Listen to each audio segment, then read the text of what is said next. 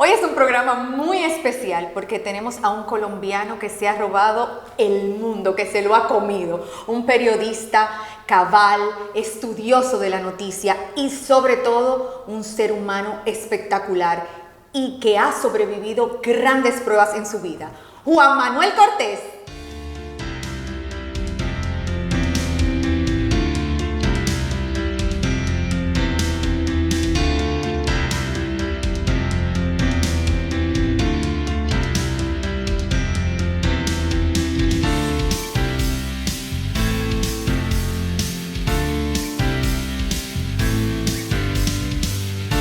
Juan Manuel, muchísimas gracias por estar aquí. ¿Cómo te sientes? Muy feliz de que me hayas invitado, Tania. Muchas gracias.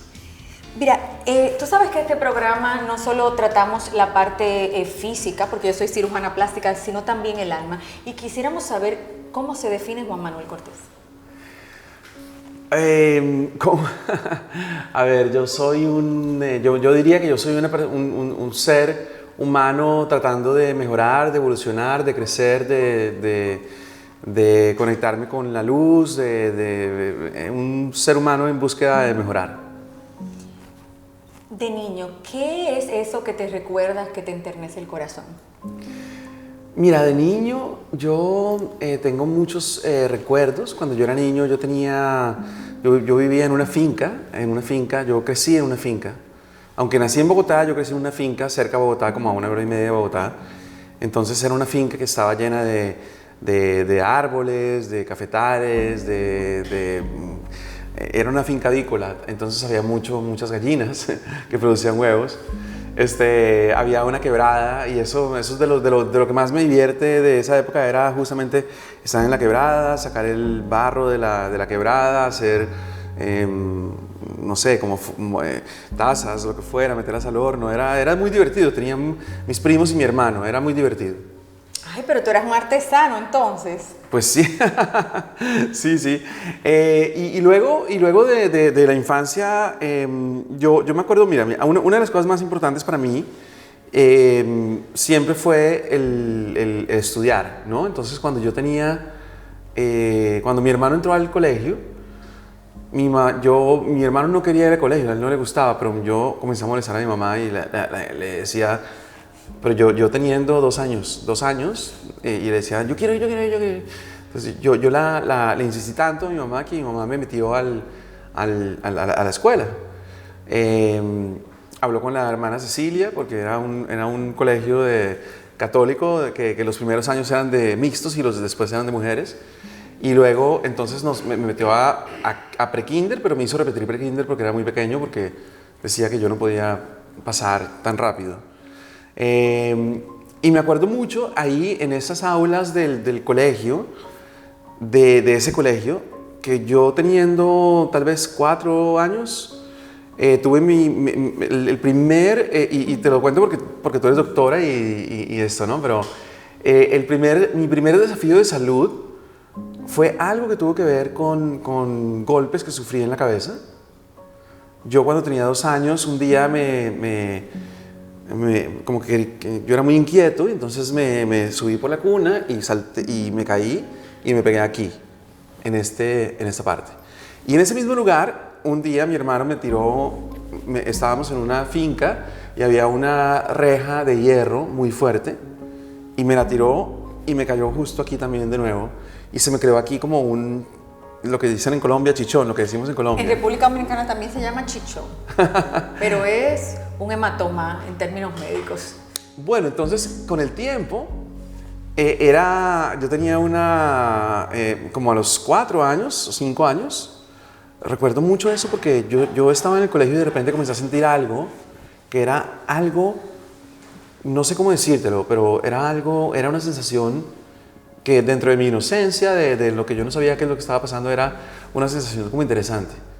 Entonces era una cosa como que era una convulsión, pero yo no sabía, yo no sé cómo explicarlo, porque yo sentía que iba a venir, si era una pequeña o una grande, y yo la podía controlar y la podía parar. Pero a mí me gustaba sentirla, porque era algo diferente, como que me elevaba, era una cosa muy loca, yo no sé cómo explicarlo. Pero entonces, después de tener un par de eventos así, sobre todo cuando me llegaron fuertes las convulsiones, porque yo al comienzo eran convulsiones, o sea, yo sabía cuando venía una grande o una pequeña, porque como que me avisaba el cuerpo. Y yo decía, ¿la quiero sentir o no la quiero sentir? Pero cuando tuve un par de convulsiones que ya un día estaba con mi mamá limpiando la cocina, yo estaba pasando tal vez el trapero, la escoba, qué sé yo, y me quedé así como... Y entonces me llevaron al neurólogo y tenía disritmia cerebral, porque cada vez que pasaban las ondas del cerebro por este punto donde me había pegado 2 veces, como que hacían como cortocircuito, ¿no? Porque tenías una inflamación en esa área. Yo no sé, yo no te sé decir. Pudiera ser. Seguramente. Y ese periodo que tú sentías las convulsiones es científico y se llama aura. Los pacientes cuando van a convulsionar, la mayoría, no el 100%, pero la mayoría, sienten algo. Algunos pacientes ven colores, o sea, sienten algún indicio de que va a llegar la convulsión. Oh, no sabía. Sí, en mi caso eran como unas cosquillitas, como una cosa que yo sabía que ahí viene. Pero bueno, eso fue, entonces yo estuve en muchos doctores desde esa época, bueno, muchos doctores no, muchos, el mismo doctor, un neurólogo que me veía todo el tiempo, me hacía pues todos los electroencefalogramas. Exacto, encefalogramas, con todos los barros en la cabeza y todo. Y él siempre estaba preocupado siempre preguntaba, ¿y cómo va en la escuela, en el colegio? ¿Cómo le va? Porque él pensaba que me estaba yendo mal. Y te estaba yendo excelente. Pues yo era muy nerd, sí, me iba siempre, era el número 1 siempre. ¿Y por qué tú eras nerd? ¿Te gustaba estudiar o te gustaba ese sentimiento de ser el número 1? Yo creo que es, a ver, curioso siempre, como buen Géminis. Y además, sí, me encantaba, yo creo que acabas de decir algo que yo a lo mejor nunca lo pensé, pero sí, ese sentimiento de ser número 1 es algo que me encanta. Si pudieras tomar de tu padre o tu madre una característica que llevas en ti, que te marcó, ¿cuál sería?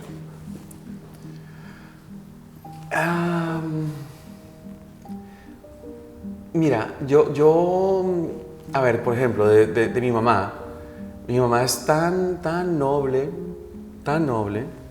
que nos obligaba a mi hermano y a mí a convivir con una hija que mi papá había tenido mientras estaba con mi mamá, por otro lado. Y ella es mi hermana y hoy en día pues nos llevamos súper bien. Mi mamá, yo creo que el tema más lo que más me ha dado mi mamá es el amar incondicionalmente, el perdonar fácilmente, el pensar en las personas, en su bienestar, la empatía. Ella es mucho más elevada en ese sentido que yo, pero le he aprendido y me encanta aprenderle. De mi papá es un hombre muy inteligente, que cometió muchos errores, y entonces yo he aprendido a no repetir esos mismos errores. Hoy en día, yo entiendo a mi papá, nos queremos mucho, y yo creo que esa es la mayor enseñanza que él me deja, que los errores que él cometió por situaciones de la vida, por la forma en que fue criado, por la forma en que lo llevaron, no sé, por la falta de cariño que tenían de niños, porque en esa época y en ese pueblo no había abrazos, no había te quiero. Entonces mi papá me ha enseñado mucho y es interesante, ¿no? Que a lo mejor te enseña a lo que no quieres ser. Y yo ya lo he entendido a él y nos hemos... eso fue parte de mi terapia cuando tuve cáncer en el 2015. De lo más importante fue precisamente que todos mis maestros espirituales me decían: mira, eso que tú tienes, ese cáncer, tiene que ver con cosas de la infancia que no has podido perdonar, que no has podido sanar, entonces parte de lo más importante en todo mi proceso de sanación fue llegar a hablar con mi papá y decirle: papi, ¿sabes qué? Yo tenía esto contigo, ya te perdoné, tú tienes algo que perdonarme. Él me dijo un par de cosas que me tenía que a él le habían dolido de cuando yo era niño y adolescente, y entonces nos perdonamos y eso fue súper liberador y me ayudó mucho en el proceso cuando sané del cáncer. Has tenido cáncer, ha sido una situación difícil, retadora, te vimos confesarlo en las redes sociales. ¿Qué se sintió? Pero no me lo digas ahora. Después de esta pausa, Juanma nos va a hablar del cáncer, qué sintió y qué significó para él superarlo. Cuando escuchas la palabra cáncer, ¿qué sientes? Yo cuando escucho la palabra cáncer, para mí, yo lo relaciono con la palabra vida. La mayoría de la gente piensa que cáncer es sinónimo de muerte, pero para mí no lo es así. Creo que más bien es una oportunidad de revivir, de vivir de una manera diferente. Cuando yo pienso en cáncer, pienso en esa etapa en la cual yo crecí tanto. Es decir, que para mí, cuando somos niños, sobre todo gente de mi generación, yo tengo ya casi 48 años, entonces cuando yo era niño, que tu tío se enfermó de cáncer, 6 meses muerto. Que el esposo de tu tía se enfermó de cáncer, en 1 año muerto. Entonces, tú relacionabas el cáncer con la muerte. A mí me pasó todo lo contrario. Fue cuando tuve más ganas de vivir. Cuando entraba la quimioterapia en mi cuerpo, yo sentía, pero de verdad, me lo visualizaba así porque me preparé mucho para eso. Porque la quimioterapia, yo llegaba al centro de quimioterapia y veía a toda la gente con la cara amarillenta,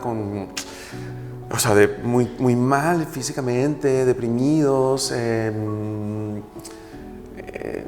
sin pelos, sin cejas, sin pestañas, muy derrotados y con dolores y náuseas. Y las náuseas son horribles. Yo nunca había sentido náuseas en mi vida. Y en todo este proceso yo nunca sentí nunca tuve un síntoma de esos. Solamente se me cayó el cabello, a pesar de que mi quimioterapia era fuerte, pero yo llegué pensando que eso que estaba entrando en mi cuerpo era la luz de Dios limpiando las células que tenía que limpiar en mi cuerpo. Entonces cuando el enfermero comenzó a decirme, antes de la primera quimioterapia, es el día de la primera quimioterapia, ¿no? Antes de recibirla, que se recibe la quimioterapia, te ponen un catéter que está como atado aquí en el lado del corazón y entonces por ahí entra al torrente sanguíneo, ¿no? Lo que pasa es que es un catéter especial que se llama vía central, que se coloca en grandes vasos, porque la quimioterapia realmente son medicamentos tan fuertes que si la ponen en las pequeñas venas periféricas puede causar esclerosis, o sea, la vena la cierra. Por eso sí tiene que estar en grandes vasos, a veces en el cuello, a veces acá, pero siempre en grandes vasos. Claro, y siempre verifican que efectivamente estén en donde es, porque si no, pues la quimioterapia es tan fuerte que te puede quemar, ¿no? Sí. Pero bueno, entonces el hombre comenzó a decirme, mira, te va a pasar esto. Primero que todo, se te va a caer el cabello, las cejas, las pestañas, la piel se te va a poner amarilla, no vas a poder ir a trabajar después de la quimioterapia, al día siguiente vas a sentirte fatal, vas a estar cansado con náuseas, no vas a poder comer con cubiertos de metálicos, sino de plástico, porque te van a saber mal, se te va a quitar el hambre, me dijo de todo. Que tú querías salir corriendo casi. No, porque como yo ya estaba preparado para eso, porque yo me quedé pensando, yo llevaba tantos años estudiando Kabbalah, y en Kabbalah nos enseñan que lo más importante no es lo que te pase, sino cómo reaccionas frente a lo que te pase, ¿no? Entonces cuando él comenzó a decir todo eso negativo, pero me entiendo porque claro, como él quería que yo supiera lo que me podía pasar con esa quimioterapia tan fuerte, y yo no le acepté nada. O sea, si me entró por un oído y me salió por el otro. Yo estaba concentrado y yo estaba pensando, Dios mío, permite que esta quimioterapia que entre en mi cuerpo sane las células que tiene que sanar y conserve las células que debe conservar. Porque como la quimioterapia es un veneno y te mata células malas, pero también te mata células buenas, y es por eso que hay tantas consecuencias en la quimioterapia. Entonces, la primera vez, yo estaba muy conectado en ese momento, especialmente con Dios. No quiero decir que ahora no, pero particularmente en ese momento te conectas de una manera muy especial. Y yo me acuerdo de haber recibido mi primera quimioterapia, Tania, y eso yo lo sentí cuando entró por mi cuerpo, porque era un líquido. Yo después nunca lo volví a sentir, pero la primera vez la sentí. O sea, sentí cuando me estaba recorriendo las venas, quizás porque yo estaba muy concentrado en que la luz de Dios iba a entrar por mi torrente sanguíneo y me iba a recorrer y me iba a limpiar. Y entonces yo comencé a sentirlo todo, cuando me llegó a los pies, cuando me llegó, y yo sentía que esa era la luz de Dios limpiándome lo que tenía que limpiar. Lo único que yo no, o sea, él me decía que me iba a pasar todo esto, las náuseas, todo eso. Un día tuve náuseas, un solo día, y digo, menos mal que no sentí solamente eso por una hora, porque dije, Dios mío. Me acuerdo que estaba en una sesión de. Estábamos en una festividad de Kabbalah que se llama Sukkot, y estaba con Maritza Rodríguez, hoy conocida como Sara Mintz, la actriz.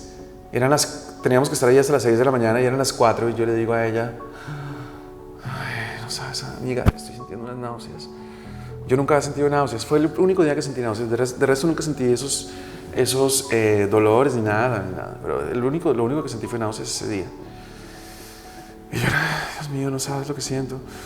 Y ella me dijo, yo tuve eso 9 meses. Ahí sí que lo tenemos. Yo que soy madre de 4 hijos, te cuento que sí. Y yo dije, de verdad, Dios mío, qué fuerte, ¿no? Una mujer tenga que sentir eso 9 meses. Pero de resto no sentí mayores síntomas, excepto que sí se me cayó el pelo, eso fue lo único. Y de resto yo estaba bien, estaba súper. Siempre yo fui a trabajar, nunca me faltó nada. Sobre todo que cuando te pasa algo así, tú tienes varias opciones. Una opción, por ejemplo, es sentirte derrotado, pensar que te puede pasar lo peor. Otra opción es sentir que te puede pasar lo mejor, ¿no? Entonces yo siempre opto por pensar que me va a pasar lo mejor. Y cuando pasó eso, pues sí, siempre hay gente que piensa que se va a morir y tal, pero creo que le ayudas mucho a los médicos y a los enfermeros y a toda la gente que te atiende cuando tienes una mentalidad positiva y tienes certeza de que Dios te va a sanar, y no estás pensando en lo peor, porque cuando piensas en lo peor, eso es lo que atraes. Siempre le digo a mis pacientes eso, actitud positiva, resultado positivo. Incluso he dejado de operar personas que llegan con actitud negativa, porque Claro. yo entiendo que las energías se sienten.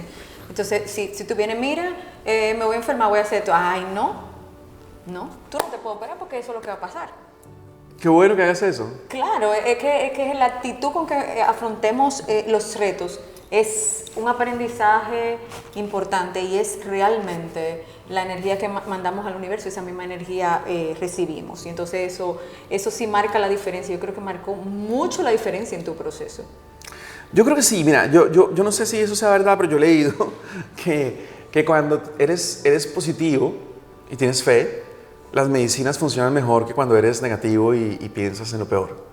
Entonces, yo sí, por ejemplo, una de las partes más importantes, porque tuve esa quimioterapia en el 2015, pero después tuve una cirugía en el 2020, que era un tumor que me habían encontrado, que no tenía nada que ver con el cáncer de esa época, pero que era un tumor así chiquito, muy chiquito, pero no me lo querían quitar porque primero que todo era benigno, era un lipoma y estaba muy detrás de los intestinos, y no lo podían abrir por atrás sino por delante, y había que sacar los intestinos. Esa área se llama retroperitoneo. Tenemos toda la cavidad intestinal y luego el retroperitoneo, que hubo una modelo colombiana famosa que fueron a quitarle un tumorcito retroperitoneal también, y se vio muy grave. Bueno, pues el doctor, que es un muy excelente doctor, me dijo que él no quería sacarlo porque era muy complicado. Hay muchas estructuras allí que son delicadas. Pues eso fue en el 2015, entonces él me dijo, mira, vamos a esperar a que si sigue creciendo, lo vamos a estar, siempre me decían PET scans, entonces el PET scan, o como se llamaría, tomografía por emisión de positrones, ¿no? Ah, sí. Ay, pero él es todo un experto ya. No, pues imagínate, me hago una cada 6 meses desde hace 7 años. Entonces, esa es una tomografía, te escanean el cuerpo básicamente, te meten en un cilindro, te escanean el cuerpo, te meten una inyección de moléculas de azúcar radioactiva. Y entonces, como las células malignas les fascina esa azúcar. O sea, las células marinas captan más que las células normales, por eso es que crecen tan desordenadamente, entonces por eso hay una captación mayor. Claro, entonces como cuando las células, a mí todos los PET scans que me han hecho siempre sale que tengo todas mis células benignas, pero que ese tumor iba creciendo, estaba empujando ya casi la aorta a este lado, estaba empujando el vaso completamente hacia arriba. Está súper grande. 7 pulgadas por 7 pulgadas, o sea, literalmente cuando el doctor salió le dijo a mi mamá, señora, acabo de sacarle un bebé a su hijo. Sí. Era así de grande. Y creció mucho en los últimos meses. Y yo no me había operado porque estaba esperando cambiar de seguro a un médico para que me lo cubriera todo. Y en esos últimos meses creció mucho. Pero yo lo que más le pedí a Dios, o sea, yo me preparé física, emocional y espiritualmente. Físicamente bajando la panza, porque si tienes menos grasa en la panza, pues es más fácil abrir, sacar el intestino y operar. Emocional y espiritualmente, porque comencé a pensar en tener nuevas metas, a pensar en estar más conectado con Dios. Y yo le pedía mucho a Dios que guiara las manos de mi cirujano y que me rodeara de ángeles protectores que llenaran de inspiración divina a todas las personas que hacían parte del cuerpo médico. Eso fue lo que yo más pedía. Cuando yo llegué, yo estaba feliz. Yo no estaba preocupado, yo estaba feliz porque Dios ya me estaba dando la oportunidad de sanar. Suelta la sopa. Marcó una época en tu vida. ¿Qué pasó? Pero, luego de esta pausa. Suelta la sopa. Suelta la sopa es un programa que surgió de la necesidad de estar sin empleo. Sí, fue así, porque mira, yo trabajaba en TV y Novelas, en la revista TV y Novelas era director por 7 años y medio, y de repente llega esta oportunidad de hacer un programa de televisión que se llamaba Confesiones de Novela, que me lo ofreció Carlos Mesver, y lo reformamos, lo hicimos y salió al aire, y nos iba muy bien, pero por cosas del destino, por cosas que no necesariamente tenían que ver con el rating, pero se acabó a los 9 meses. Y Carlos Mesver y yo, que estábamos en eso, y yo ya había tenido que renunciar a Televisa porque me dijeron, o haces TV y Novelas o haces Telemundo. Y entonces yo dije, bueno, pues yo lo que quiero hacer es televisión, me fui a Telemundo, pero duré como 2 años en el proceso de que dijimos, tenemos que hacer algo diferente porque se acabó Confesiones de Novela, ¿qué vamos a hacer? Suelta la sopa, perfecto, vamos a hacerlo, creamos el proyecto, lo presentamos y tardó como 2 años en concretarse. Surgió de la necesidad, pero después nos fue súper bien, 8 años al aire, 2 años previos de prepararlo, y cuando se acabó por muchas razones que técnicamente la razón oficial es que no hubo un acuerdo entre las productoras que producían el Suelta la Sopa, que eran 2 productoras externas, o sea, 2 compañías productoras externas a la televisora, y que no hubo un acuerdo entre esas productoras y la televisora. Yo al final de cuentas pienso que la televisora siempre quiso hacer su propio programa, que está bien, porque entiendo, ¿no? Es lo normal en la televisión hispana. En la televisión americana siempre los programas son producidos por productoras externas. En la televisión hispana casi todo es producido por la televisión hispana, o sea, por su propia televisora. Entonces ellos siempre tenían como esa inquietud y duraron, yo creo que duramos demasiados años, 8 años, mucho. Porque siempre hubo diferentes presidentes, diferentes vicepresidentes, y siempre todos nos querían sacar, pero nunca, pues siempre teníamos tan buen rating. Pero bueno, al final ellos tomaron el riesgo aunque tuviéramos el mejor rating, de hacer su propio programa y es válido, ¿sabes? Ellos están haciendo lo suyo y lo bueno es que hay que entender que en esto de la televisión, como todo en la vida, hay ciclos. Y yo creo que es un ciclo muy afortunado el que tuvimos de hacer Suelta la Sopa durante 8 años al aire, más de 8 años, y todo lo que aprendimos, porque fíjate, yo tenía siempre el sueño de hacer televisión, de producir, de conducir, de hacer un montón de cosas, pero nadie me daba la oportunidad. A mí me tocó buscarla. Nadie pensó en mí como un talento de televisión. Mucha gente dijo que yo no servía para esto, pero yo insistí.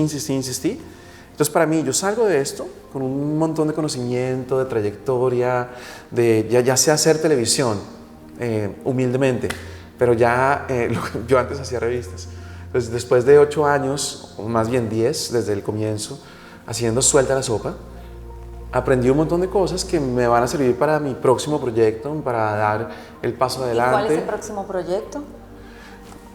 Pues mira, no lo sé. Yo siempre le pido a Dios que me traiga que me traiga muchas opciones, pero que me permita concretar la que más le convenga a mi alma. Y yo no digo, no sé qué va a ser. Puede ser televisión, espero que sí, o a lo mejor no. Uno no sabe. Yo solo quiero hacer lo que me haga más feliz y lo que me haga más productivo y mejor persona. Tú sabes que yo soy cirujana plástica. Aquí hay que hablar de cirugía. ¿Te has hecho algo? Sí, yo cuando fui muy joven me hice una rinoplastia. Era súper joven. Le estaba manejando las relaciones públicas a un cirujano y esa fue como el pago. Sí. Aparte de eso, pues nada, no me he hecho. O sea, yo me cuido mucho de la piel, me cuido mucho siempre desde niño. Me cuidaba, no desde niño, desde joven. Me cuido mucho la piel y pues ya tengo casi 48 años, pero yo creo que me la he cuidado bien. ¿Y piensas hacerte alguito después, más adelante? ¿Estás abierto a la posibilidad? No lo he pensado porque no siento la necesidad. O sea, como que no tengo así como algo que yo diga, me quisiera quitar o poner. Tal vez cuando era más joven, que era más inseguro, que fue cuando me hice eso, hubiera pensado en, quiero esto, quiero ser diferente. Pero hoy en día me siento como mucho más relajado, más tranquilo, más contento conmigo mismo y entonces pues nada, yo no, por el momento no, pero claro, uno nunca sabe, vamos a ver, cuando haga falta. ¿Hay un amor por ahí? Amor en mi vida siempre hay en mi vida, eso sí. No, pero un amor, una persona especial. Yo de esos temas no hablo mucho. no hablo, pero... Parece que sí. Sí, pero sí, yo sí. Entonces, tú sabes que aquí siempre nos gusta dejarle un mensaje a todas las personas que nos escuchan. ¿Cuál fue ese momento que tú dijiste, wow, este fue el momento tope de mi vida, el momento cumbre, el momento más retador? ¿Y qué te ayudó a salir adelante?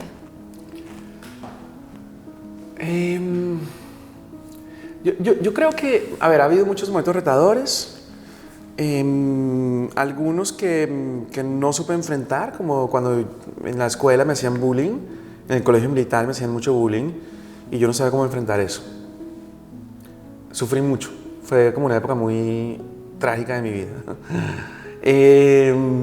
Pero, o sea, entonces por eso te digo, fue una época muy retadora que no supe cómo enfrentar. Pero hablando de una época en la cual yo sí haya sabido enfrentar, yo diría que el tema del cáncer me marcó porque yo para ese momento ya llevaba 2015, desde el 2002 yo estaba estudiando Kabbalah, 13 años estudiando Kabbalah donde te dicen controla tus reacciones. Es como te repiten tanto eso que la vida depende de cómo tú la veas. La vida depende de qué energía o de qué mentalidad tú tengas, de qué sentimiento, de qué pienses, que te lo repiten tanto que cuando ya llegó el momento del cáncer, que obviamente te da miedo, o sea, yo sentí miedo, yo lloré, pensé lo peor y luego me desahogué y ya después dejé de sentir lo peor y pensé lo mejor. Entonces, lo que me ayudó fue precisamente haber estudiado Kabbalah, donde aprendí a controlar mis reacciones, aprendí a pensar en positivo, aprendí a saber que Dios quiere lo mejor para mí y que si Dios quiere lo mejor para mí, ¿por qué me está poniendo esta prueba? Porque algo tengo que aprender, y efectivamente, así fue.